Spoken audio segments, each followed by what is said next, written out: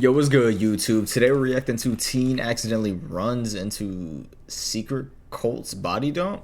I don't know, this seemed interesting though, so let's get straight into it. It's beating, bro. This group of teenagers are in the middle of exploring an abandoned building in Michigan. Just a few feet away from them is something they were never meant to see. You want me to get close up for you? Hey,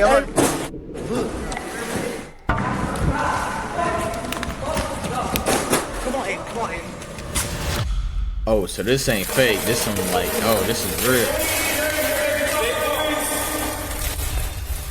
When police arrive to investigate, they discover this killing might— Hold on, before we get into that, bro, you know what I'm saying? People going to fake them, scary sighting or whatever. These dudes look like they genuinely was going to some abandoned building talking about they seen a dead body. Oh my goodness, man. be part of something far darker, with ritualistic clues pointing to a murder orchestrated by a cult. And as detectives begin closing in on its members and turning them on each other, they discover that this may not have been the cult's first victim. Richie, so to speak, that they wanted to kill right after getting married. It's like a gang or something? No, it wasn't a gang. It was, Steve called it a family. I know you from saying the number I heard. They already look off, 16? man. I've killed 16 people. You've killed 16 people is what I said. 16 people? How do you even get away with that? It's a late Thursday evening in Monroe County, Michigan, when 7 high school students decide to explore an abandoned juvenile detention center. But the moment they step inside, they stumble upon something they were never meant to see and immediately start recording. I don't even know if I want to really get it. Alright, so we seen my fault. We seen the body. Oh my. This is for. Dude. Yeah, I could just about imagine, man. Tell me if They going back in? I don't want. I'm not looking either. Oh, hell no. You know these kids. Want me to get close up for you? Bro. Hey, I'm moving. Wait, am I moving? Hold up. Yes. Dude, come on, man. We could just about imagine these dudes ain't even called the cops yet, man. They go, you know what I'm saying? They go sit around, do jack shit.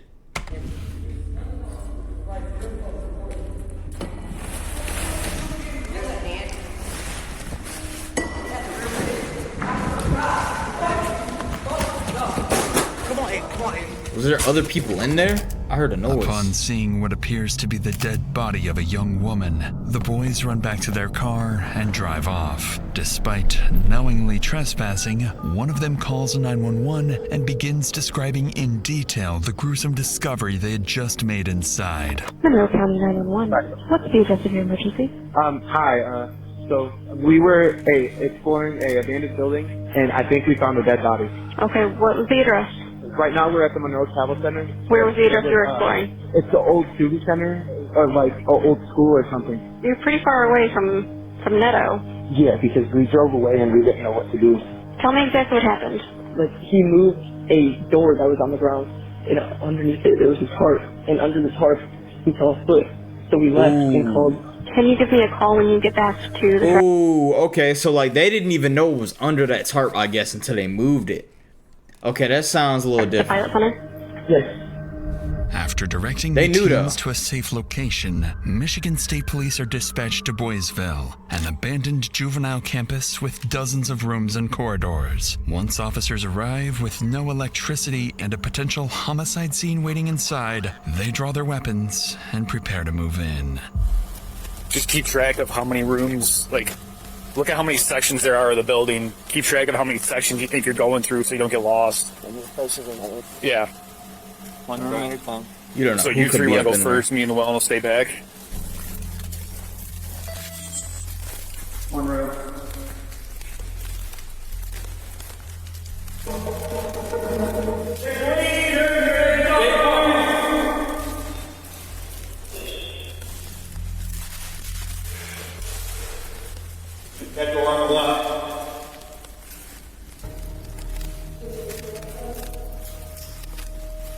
Yo, this shit creepy as hell, bro.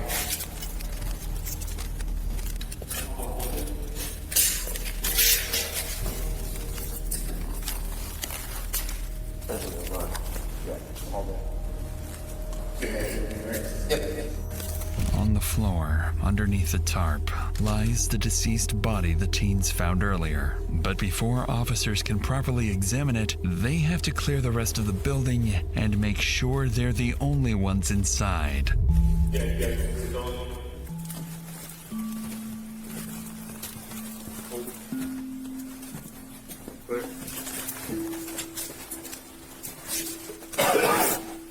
a series of rooms. What is it, like a school? My bad, I don't know if I forgot if they said what it was or whatever.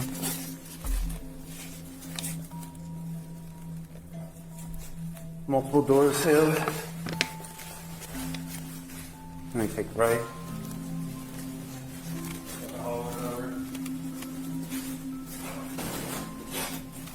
Walking through.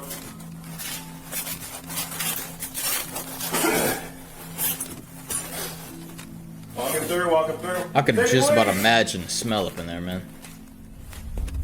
After an hour of clearing the building room by room, officers find no one else inside. With the building now cleared, officers return to the victim and begin trying to identify her. Given the location, they initially assume she may have been homeless and simply overdosed. But that assumption would quickly be turned upside down upon further inspection. But there was a time where people were coming in here like on a regular basis, like the haunted house type stuff, you know, like looking for ghosts and whatnot. I think that's blood under her head, like she got hit or Around her?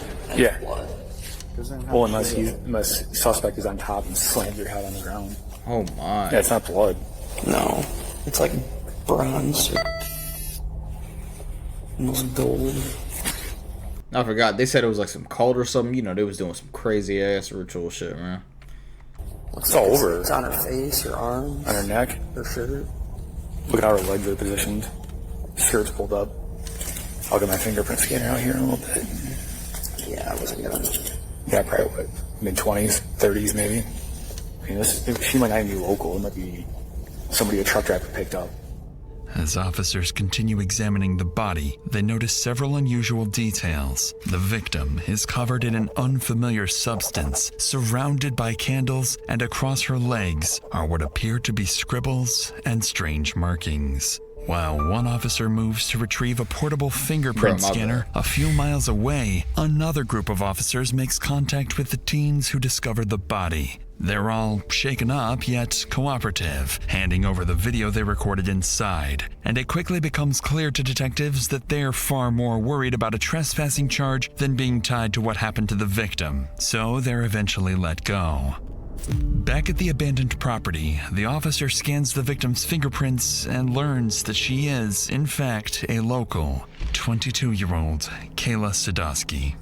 Oh my. Moments 22. later, paramedics arrive and examine the body, confirming two things. She's been here for some time, and the head injuries are consistent with 3 gunshot wounds. Sometime after midnight, officers lock down the rest of the building and return to the station, intent on resuming the investigation at first light. And as the investigation would begin coming together, detectives would become convinced this is not only a homicide, but part of something far more disturbing, possibly even ritualistic. If you live with him and you leave and he finds out you leave, needless to say, you're gonna be the next. Steve said that she was screaming, Steve! Steve, help! Steve, help! Do you want to go see your dad? Do you want to be with your mom? Yes. Or you want to live? Oh, hell no. Yeah, these people were crazy. I could tell. Look at the player builds, genuinely, bro. Come on, man. Dude like this, I'm not getting nowhere near this dude, genuinely. I'm walking down the street, I'm walking the opposite way. I'm turning, you know what I'm saying? I'm hitting a quick step. Bang, other way. Or you want to live? That is a crazy state. The next morning, officers begin reviewing every available CCTV camera in the area, and after hours of combing through footage dating back 2 weeks, they finally spot her. On February 15th at around... Oh, wow, it's crazy. So they had to go back and, like, look for the last time she was on camera or whatever? 10 p.m., Kayla is seen leaving the Rosler Street apartments and walking across the Rosler Street Bridge. An hour later, at around 11 p.m., she appears on camera again, walking across the same bridge. But this time, she stops, turns around, and gets into a black Mercury Milan, wearing the same skirt she would later be found dead in. When officers run the vehicle's license plate, they learn it's registered to 44-year-old Stephen Bales, a man Kayla has an active protective order against. And just like that, investigators have their first suspect. That same afternoon, officers rush to Stephen's house, but what they find is troubling to say the least. A note taped to the front door stating that he and his wife, Narina, have left for their honeymoon. To investigators, the timing seems far too convenient, so they try calling him, but he never picks up. This is Stephen Bales. Leave a message after the beep. A search warrant is requested, but in the meantime, there's little police can do but wait, while Stephen and whoever else may be responsible remains free to roam the streets. 2 weeks pass after the body is discovered, yet there's still no sign of Stephen. But then, more than 100 miles away in Shelby, Ohio, police receive a 911 call they certainly aren't expecting, as 19-year-old Bryn Smith tells dispatchers someone is trying to kill him. And when Ohio officers go to meet him, they would unknowingly step into another state's investigation and give them an unexpected lead. Hello, what's going on? So I finally got away from them, and I just called the cops, so they're here now. So I got you on the phone because you're a witness for me. So my cousin in Monroe, Michigan, this is my aunt, by the way. She knows like everything going on. Is she on FaceTime? Yeah, she's on FaceTime. She's you can't really see her. I can see it. Okay, good. So he's wanted for murder right now in Monroe, Michigan, for the Kayla Sadowski death. Oh. And I was apparently wanted for it as well at some point, but I had left his house today, just ran away from him because like he never gives me, he's like weird, he'll keep you at his house, he'll use you for your money. Do you have any idea on you? I have nothing on me except my tablet, my phone, and socks. Well, I tell you what I'm gonna do, just because I don't know you, I'm just gonna pat you down. Do you have any knives or anything on you? No, just socks. Okay, what if somebody pat you down? Do you live here? No, this is some strange funny called guys. So what's this cat's name? Steve Bales. Like, I ran away from him. Like, I ran. I don't know how long I've been running. I just ran away from him. We stopped at a gas station, and I just ran. Does that make sense? Like, I stopped because, like, I lived with him, and he won't let you leave his house when you're there. So, so he know he crazy. All right, that's crazy. I don't know what he got going on. He's weird. He will hurt you. I have videos of the person that did it admitting to it. Oh, wow. Because I lived with all of them in the house together, like in one bedroom. And she was acting real funny one day, so I had like walked away and I called her on my own phone and I got videos of her. Why don't we go out of the seat in the back of this officer's car on the other side? Okay. This side? Yeah. As if the investigation wasn't complicated enough, Bryn is accusing someone other than Stephen of being the killer and even refers to a group of people he and Stephen had been living with. The problem is, these officers are from another state and know nothing about Kayla's murder. So they decide to take him to the station to get some clarity on the situation.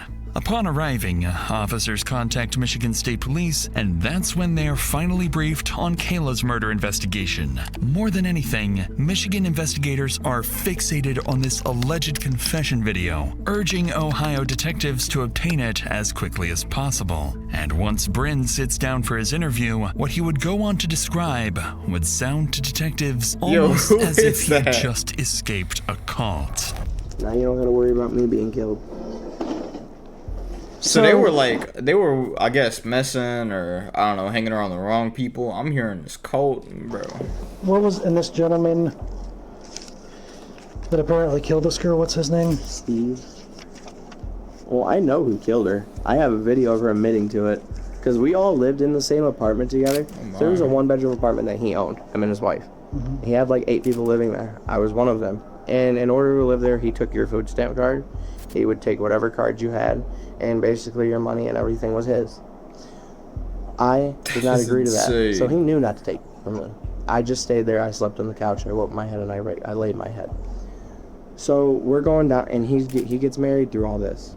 Now, our ex becomes missing. So I was wondering, because You say our ex. yeah, we both had dated the same woman. Okay. So she becomes missing, and At different everybody in the house times, starts or- acting weird. So I'm gonna try to pull up this video of Caitlin, the one who supposedly killed Gail, admitting that she did it. Did you ever think about going to the Michigan authorities with this? I couldn't. Why? If you live with him, and you leave, and he finds out you leave, and he finds you, basically, needless to say, you're gonna be the next. So if you live with him, you're not allowed to leave. He's basically a person who's gonna get you in his house and he's gonna trap you in him, keep you just for your money. Shit, bro. To Detective's surprise, Bryn seems unusually open and talkative for someone Yeah, who that's believes that's what I was thinking. Cause like that's what you doing now. But I mean, he said he got out. So shit. I guess props to him. But we gonna see. he's being hunted. After all, there's no telling whether Steven will come after him. In my opinion, I don't know nothing. But like your average person in a situation like this, like him, he probably just trying to put it all on them. Probably knew it went down. But like I don't know that yet. So we gonna see.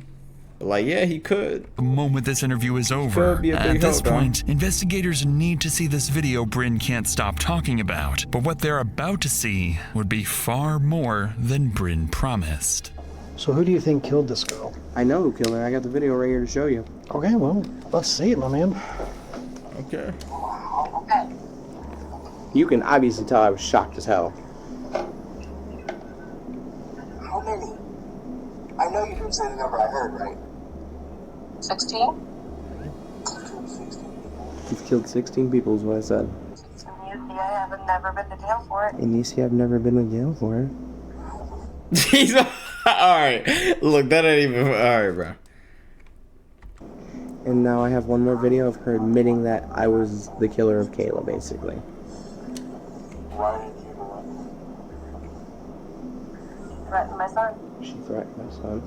So that conversation that I watched, she said that she did it because she threatened her son. Yeah. Do you know some? Yeah, how did she threaten her son? Because I mean, like, that's a crazy way to, you know what I'm saying, take a threat. More information about that? No, that's all I know. Like, I don't was go it to church. like is her? Apparently, she threatened her son at church. That's the most I know of that. And how'd she kill her? She said that she shot her twice. Okay. On the video. God. Wow. She even said that she threw the gun in the river. What river? If I know. Mm-hmm.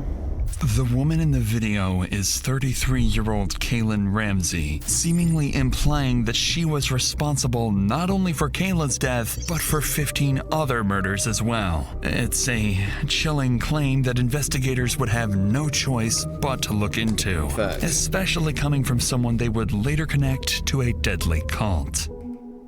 After several more hours of questioning, Bryn is eventually released and told to notify investigators of any contact from Steven or Kaylin, unaware that the man they've just let go may not be as innocent as he.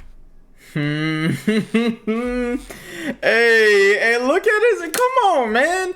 I already told you. I'm scanning shit. So, like, dudes like this, come on, man. Later that evening, investigators call Kaylin and are surprised to All right, my learn that bad. That's she's somebody also looking. in Ohio. So they ask her to come to the station the following day to assist with the investigation, withholding the real reason they want to speak with her. And, interestingly, she agrees, almost as if she already has a plan to outsmart the detectives. The next morning, Kaylin arrives at the Huron County Sheriff's Office in Ohio, and alongside her is her lawyer. But as she's escorted to the interrogation room, there's a surprise waiting for her. Detectives from the Michigan State Police, including lead investigator Detective Peterson, have traveled to Ohio for this very interview. And as Kaylin's interview begins, her story would quickly start to unravel until she eventually slips up and says something she was never supposed to know.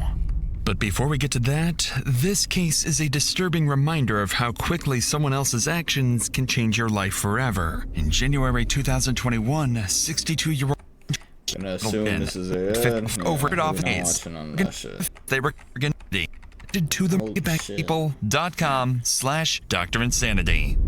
With that said, let's get back to Kaylin's interview, where she's about to reveal something only someone connected to the murder should have known. We're going to be asking you a lot of questions. A lot of these questions we already know the answer to. So, you know I don't play games, you know that? We went and got him to make sure you had him here. Mm-hmm. Right? That's important, that I want to make sure you feel comfortable. Rate your life on a scale from 1 to 10. 1 is the worst life ever, 10 is the best life ever. This is an interesting question for a lady who killed 16 people.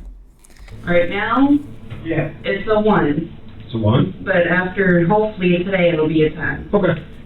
So, what's going wrong right now? Me living my life in fear. And why are you living in fear? Because of this guy, Stephen Bales. Okay, why are you so afraid of Stephen Bales? He's threatened my life. Okay, how did he threaten you? He's threatened to kill me. Okay. Do you know Kayla Sadowski? I knew of her. She was one of my friends at one point until I moved out here 3 years ago and we lost contact.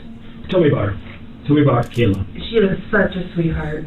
Oh my God. She even loved my youngest son. She was a sweetheart. She was just like me, outgoing, laid back, calm, give her shirt off her back to whoever needed it more than her. Okay. Her and I were a lot alike. Was she easy to get along with then? Oh yeah, she was very easy to get along with. Such a sweetheart. Okay, did you have any conflicts with her ever? No, I've never had a conflict with her at all whatsoever. I'm confused. Why is she even like talking to these dudes? Don't she got a lure on side her? Or what, he finna let her yap? This shit. Is there a time where, recently where she accused you of hitting her with her belt? No, not that I'm aware of. Okay. I mean, it's something I would never do. I don't have a mean bone in my body. Okay. Understood. Anyone you talk to about me will tell you I'm such a sweetheart. Okay, I believe it. Last contact I had with her was just shortly before whatever happened to her, and it kills me. I had just talked to her about maybe the day before, or maybe a few days before she had passed at the grocery store. Okay. When was that? Around Valentine's Day. Here, Kaylin seemingly places the murder around Valentine's Day, nearly 2 weeks before Kayla's body was discovered. To investigators, this appears to be a major slip-up, as the precise date of the murder has never been publicly released. The detective, however, refrains from confronting her, careful not to cause her to shut down. But now, he would reveal the real reason she's here and see if she can somehow explain it away. I'm not making this up. I'm not here to trick you. We have a video of you saying that you were the one that killed her. You gotta say that shit was AI. No. I would never kill anybody. Because I'm a sweetheart. I would never hurt anybody. That's what I'm saying. She claiming she is a sweetheart and shit. That shit was AI. In my life. This is why I take the time to talk to you. So it's 5 videos. We'll go through them all if you want to. Unless they're trying to pin this on me that I had nothing to do with. Well, let's watch these and I want to talk to you because let's just... How many? I know you didn't say the number I heard, right? 16? That was all forced. They forced me to say all that. Let's watch them all, and then I want to hear. How'd you get there? How'd you get her there? So you can clearly tell they're trying to set me up. Wait there. This isn't my first time. That's why I'm trying to get you. Listen to what I'm telling you to do. Obviously, I want your side to that. Right? That's why we're here. Mm-hmm. So what is your side to that? My side to it is I had nothing to do with Kayla's death. Because you can really help us, okay? And in turn, I don't make guarantees, but there's a chance you might help yourself. But I want to make something clear. We know when Kayla died, okay? And we also know that we have a video of you with Steve, okay, and Narina, very short time after her death, together at a party store. I do not think you're the mastermind. I think that there's a lot of influence by Steve. What he's doing right now is trying to get her to set everybody like it's over. Once she like starts saying anything, you know what I mean, talking on other people or speaking for him, bro, she gonna take everybody down with her, bro. No doubt there's a lot of influence by Steve. Do you want to talk to me again? I think I'm done for today. Okay. My stress level's getting too high. It's literally making me sick. After being shown the video, Kaylin does exactly what investigators feared most. She ends the interview before giving them enough probable cause to detain her, and so she's released. The following day, detectives finally get Pushed her their a little first too far. As soon as they started pushing on her, bro, she let up. Like, yeah, I don't want lucky to. break. The search warrant for Steven's apartment is approved. Wasting no time, Michigan officers rush back to his residence, hoping to find answers to Kayla's murder and perhaps a clue as to where Steven may have fled. Upon entering the cramped one-bedroom apartment, deputies are stunned to find evidence that at least 7 people had been living here, and things would only get stranger from here. Throughout the apartment, officers notice a recurring theme. Oh my. The Grim Reaper. Steven had adopted the name Grim, labeling many of his belongings with it. Inside a journal, deputies discover that he referred to his wife, Narina, as Lady Death. The group even had its own name, the Reapers. At this point, investigators begin to suspect they're not dealing with a group of friends or even a gang, but a full-blown cult. As the search unfolds, investigators back at the station begin monitoring Steven's online activity, and before long, a Facebook photo stops them in their tracks. The image was taken during Steven's wedding on February 14th, Valentine's Day. Police immediately recognize Steven, his wife Narina, Bryn, and Kaylin, but the remaining 4 people are complete unknowns to the investigators, and detectives suspect they may also have been involved in the homicide. Steven's mother is quickly rolled out, along with a family friend who appears to have little connection to the group. But the same can't be said for the remaining 2, Alex Fico and Sierra Bemis. 2 people Steven has taken under his wing. That same afternoon, man. Detective Peterson calls them both and asks them to come to the station. And as Detective Peterson prepares to interview them, he needs to answer 2 critical questions. What is their connection to Steven, and where does their loyalty to him end? Tell me about your relationship with Steve Bales. He was a good father, kinda. Didn't really get along. Good father, kind of. What didn't you get along with him for? Because he always wanted to take my money and use my food stamps. Did you let him? I gave him my card and he never gave it back. I want you to tell me everything you can, everything you know about the death of Kayla Stosky. Everything I know. Alright, so Steve Bales, I met him at Buscemi's Pizzeria, Monroe Street. I was real strung out one day and drunk at the same time, and guy took me by the hands, looked me dead in my eye, and told me that I could get over it. You know, you gotta pick the guy. Steve Hatton? Yeah, so a very firm handshake, and it felt brotherly. It felt like he was expressing love towards me. They made me feel good for like being sober and not drinking. That was nice of them, actually. Okay. Was there anything good about Steve? No. No. Because you described him as a good father, so there was nothing good about that. No, not really. Okay. Do you think he used you? Yes. Okay. Interestingly, Yeah, that's a little Sierra weird. struggles to find a single good thing to say about Steven. Yet both she and Alex still consider him family. Like many manipulative leaders, Steven targeted vulnerable people at their lowest, offering them support, housing, and a sense of belonging. Over time, that trust turned into control, with members handing over their income and providing for him financially. But Steven's influence extended far beyond money and into violence, as Detective Peterson is about to learn. So when was the night that Kayla got murdered? I believe it was the night of their wedding. Like, they just crazily went out and, you know, that was their ritual, so to speak, that they wanted to kill right after getting married. Caitlin, Kay, the one who, she did the killing. At least she said she did the killing. So Kaylin and Kayla didn't get along. Why not? Because they were sorry, fighting over Steve. So were Kaylin and Steve, were they romantically involved? Yes. Okay. And Kayla and Steve were romantically involved. Yes. And so Kaylin, you're saying, no, I don't want to put words in your mouth, was jealous of Kayla. Yes. Was Steve planning this at the wedding? Not like sit down saying we're doing this, and I'm doing this. No. So based on what you can tell, do you think Steve helped plan this? Yeah, I think Steve planned it all. Well, yeah, of course, he said, man. She's gotta go.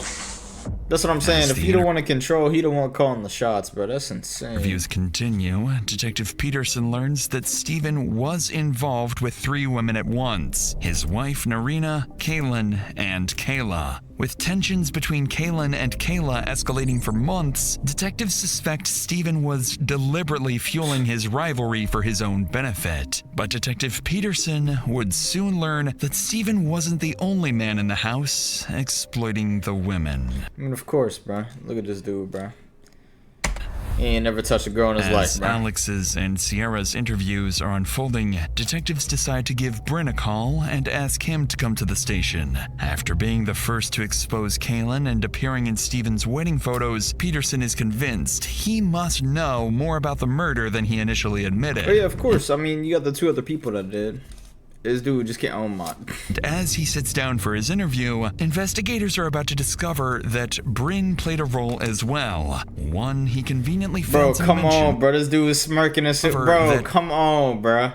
I'm not believing shit about you don't know nothing. Played a role as well. One he conveniently failed to mention the first time around.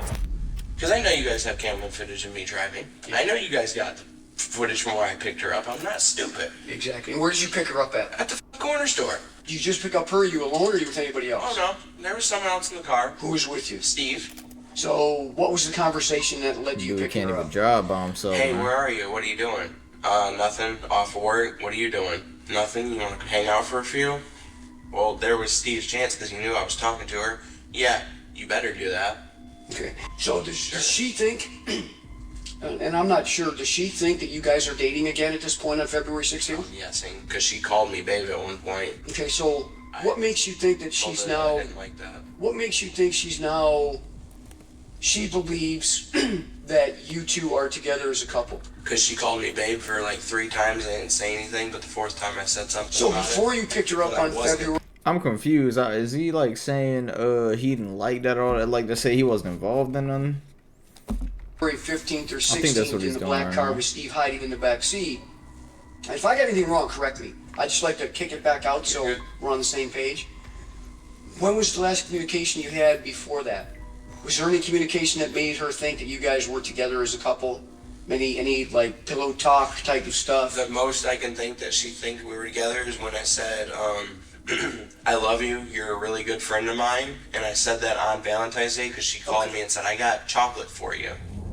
Although Bryn insists he was simply following Steven's orders, what he doesn't realize is that detectives have already recovered his text messages with Kayla, telling a very different story. For weeks, Bryn had Go been ahead, bro. romantically Lock 'em up, speaking bro. with Kayla online. In fact, just days before her death, she had saved his number in her phone as boyfriend. And now detectives would begin looking at Bryn, Sierra, and Alex side by side, comparing their stories and exposing contradictions. With pressure mounting and the possibility of prison looming over them, the Reapers are moments away from turning on one another, shattering the loyalty Steven spent years building. Okay, you were there when she was shot. But I didn't pull the trigger, nor did I go in the building. Thank you. Exactly. So I was a driver threatened by my life. Do you want to go see your dad? Do you want to be with your mom? Yes. Or you want to live? Save the This lie. is exactly Save what the I was lie, because told. that's the lie is more important. She said the 3rd shot, she put it to her head. Steve said that she was screaming, Steve, help! Steve, help! And then Bryn specifically said, drop that. Oh, this gun. Bryn, the big dude, like possession of it being at one point in questioned. time. So basically, they saying he was in the building, from what I'm hearing. That's how my DNA would be on it. They said somebody's threatening them. That's how they manipulated me. They said somebody was threatening them that, you know, they needed protection. Can we get that gun back? And then they came out and we all left and went home. Okay, what was said in the car when they all came out? That she's finally dead. Who said that? Steve and Kevin. Steve and Kaylin? They told me how they killed her. Okay, what did they tell you? They said they were talking to her and Kaylin just shot her in the back of her head. Kaylin shot her in the back of the head? Yes. Okay. And who was talking to her? Steve. Okay.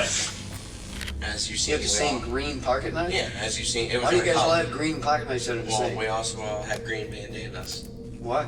It's like a gang or something? No, it wasn't a gang. Steve called it a family. Although multiple members of the Reapers identify Kaylin as the shooter, they consistently point detectives back to the same person as the mastermind, Steven. The picture detectives begin to piece together is this. Bryn tricked Kayla and lured her to Boysville. Alex supplied the gun, Kaylin pulled the trigger, and Steven watched it all unfold without ever getting his hands dirty. Lock them all up, genuinely. Wait, what the? Yo. With this, oh, okay. I'm like, what is that? That ain't my background. Dog, lock them all up. That's the picture I'm seeing. Bryn and Sierra's interviews come to an end as all three are placed They under all arrest. just as while bad. a They was in the nationwide building, bro. bolo Come is on. issued for Steven and Narina. And while the couple believes they've managed to disappear for good, even the most brilliant masterminds eventually make a mistake, and they are no exception. Brilliant minds, bro. Over the next several weeks, authorities chase lead after lead until they finally pick up Steven's trail. Bank surveillance cameras capture Steven and Narina on CCTV, and before long, investigators track the couple more than 700 miles from Michigan to a relative's home in New Hanover County, North Carolina. A SWAT team is called in, and the house is quickly surrounded. But despite repeated commands to come outside, Steven refuses to surrender, barricading himself inside and preparing for his final stand. Hours pass with little progress, forcing officers to deploy tear gas that finally drives the couple out of the house.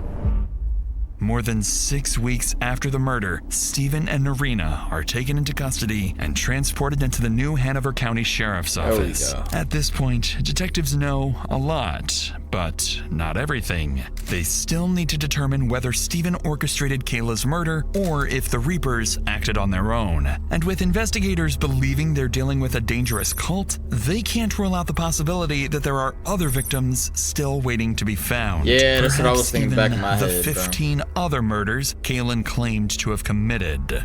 Once at the station, Steven and Narina are separated and placed into different interview rooms, and Detective Peterson decides to begin with Narina. If he can get Steven's own wife to start talking, it will become much harder for Steven to maintain whatever story he's prepared.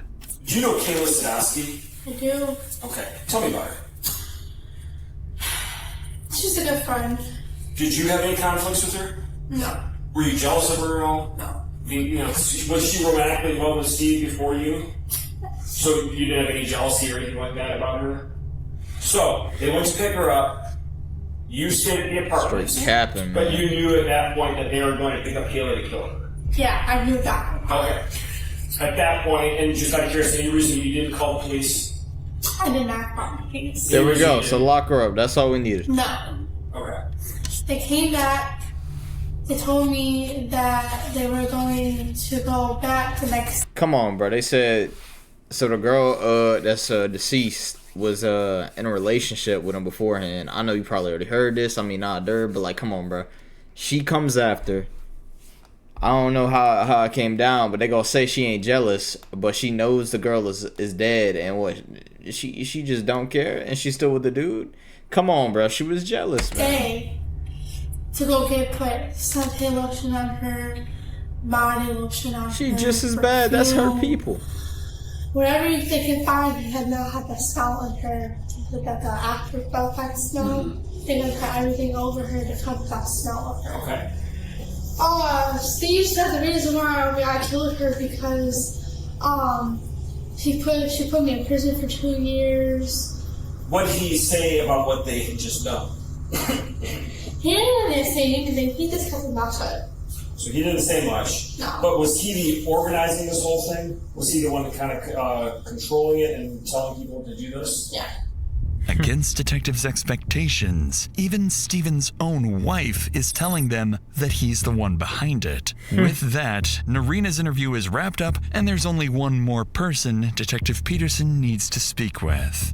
As Steven sits in the interrogation room, he has no idea that the people he spent years controlling, including his own wife, have already turned against him. But going into this interview, Detective Peterson faces a challenge. Upon hearing of Steven's arrest, his mother has already requested an attorney who is now on the way to the station. And so, the clock is ticking. Detectives so they about to try to need get all they extract the can truth out of from him. Steven before the lawyer arrives and shuts the interview down. Answer some questions, whatever you guys got, the best as I know, but my mom says she's gonna try to do everything she can to get me a lawyer and everything. Bro, so come on, so say you ain't chatting, bro. You want to answer questions? I mean, I want this guy to talk. Go ahead, bro. I'm just saying, this dude's stupid. My ex-girlfriend. Me and her have had past for years, and tell me about her. I miss that girl, but she was a handful. She was like, me and her, we always argued all the I time. could tell this dude is manipulative as fuck, bro. Come on. Yeah, I missed that girl. I ain't even. I'm done with this. We gonna let it Just play. anything, like, she'd get jealous if I'm talking to somebody. Like, if I'm talking to a cousin that's a female, she would think I'm cheating on her. And then she would threaten me, like, she was gonna kill me. She pulled a gun out on me and Brian. Were you upset with her specifically about, say, did you blame her for going to prison or anything like that? No, because you want to know the funny thing about that? She put me in prison for a year. Said that I choked her, that I slammed her against the wall. She lied because I was messing with her sister at the time. So you were not involved in the planning and execution of Kayla's death? No, I was not. Was Bryn involved? He was with me at the time, and the only time he wasn't with me, no, Brian came down because he drove with us. And when you say he was with me at the time, at what time? When we were going on That's our interesting honeymoons. because he couldn't even. I think he knows, which is actually, I don't know, maybe a little smart. That if he blames this dude Brand, that he got such a close connection with him or whatever, like he's got to know. You know what I mean? So that's where I think he going with it. And when we went like, to nah, South Carolina, because he was with me. Okay, so what does that have to do with when she was killed? I'm not sure. I don't know. Well, you brought it up, so I'm just curious. You said he was with me at the time. What do you mean? Oh, like when I was going down to South Carolina and Florida. Right, what does that have He to was do with always Kayla's death, though? Oh, I don't know anything about that. In an attempt to deflect blame from Bryn, Steven just revealed he was with him at the time of Kayla's murder. But there's a problem. Kayla's time of death was never made public. And just like Oh my, yeah, these dudes, it's over, bro. Unknowingly These dudes are already himself. throwing dates. In Steven's mind, Kaylin is the one who pulled the trigger, which makes him innocent. But detectives see it very differently. They view Steven the way prosecutors often view notorious cult leaders like Charles Manson. The person who pulls the trigger isn't always the most responsible. Under the law, the person who plans a killing can be just as, if not more culpable than the one who carries it out. Seeing that Steven refuses to tell the truth, Detective Peterson decides to push harder and reveal damning evidence Steven can't talk his way out of. But this strategy is about to backfire. All right, so have you ever been to the old Boysville facility? One time. When was that? That was many, many, many years ago when it was open. Remember when we started talking, right? Yeah. I told you, I know everything about you, Steve. I know everything about, I know more about your wife and your Bryn and yourself probably than you do. So, and I'm going to ask you straight up, is there any reason, or I should say, would it surprise you to know that we have a Facebook conversation between you and Bryn at Boysville that night? No, you don't. I can guarantee we do. Well, this is where I need my lawyer then. Sounds good, because I know that's like a lie. oh, it's a guarantee. You'll see that. It's not a lie. The only thing that's been a lie is what you've been telling me since we sat down. That's the thing. They push too much information out at once, and some of these dudes just they don't want to hear. They're gonna end it. Understand? We've talked to. So everything I just said was a lie. Yes. Okay. I need a lawyer then. Okay. That's fine. Because I just told you everything by play what happened. Okay. Just know this. The fellowship you have is broken up. Everyone's talking, including your wife. We smoke in an arena. We know everything. And I mean everything. So, it's up to you if you want to talk. You said you want to talk to your lawyer. I'll let you have your lawyer. But this will not help you. Okay?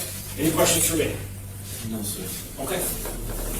The moment detectives confront Stephen with evidence placing him at the crime scene, he's caught off guard and completely shuts down. And now, even without Stephen's confession, investigators are able to piece together what happened to Kayla that night. Stephen orchestrated the attack, recruited the others to carry it out, and later returned to conceal her body before fleeing the state. Kaylin was the attacker. She participated in the assault and ultimately fired the shot that killed Kayla. Bryn was the lure. Posing as her boyfriend for weeks, he gained Kayla's trust and convinced her to meet him, ultimately driving her directly to her death. Bring her with you too, but don't let her know that you are. I'm sleeping in a tent underneath the bridge, by myself. Send me location. I got Kayla. She's in my hands now. She fell right in my trap. LOL. Oh my. Dude, I can't find the gym. I hear you. You're getting closer. Clear.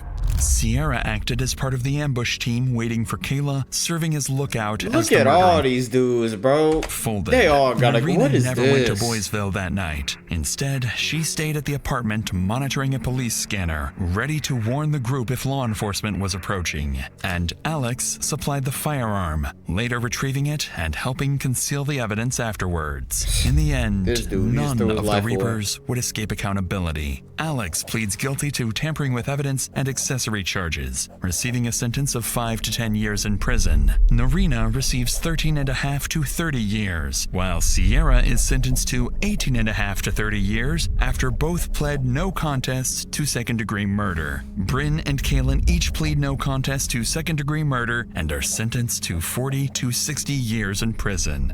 And Stephen Bales is convicted of first-degree murder and conspiracy to commit murder, receiving life without parole, along with a second life sentence with the possibility of parole. As for Kaylin's claims that she had murdered 16 people, detectives were unable to connect her to any other killings, leading them to believe the confession was fabricated under pressure by Stephen and Bryn. Even so, investigators are still looking, because there's no way of knowing whether Kayla was their first victim or simply the first one to be found. And while this case left Michigan shaken by a deadly cult no one knew existed, our next case takes us.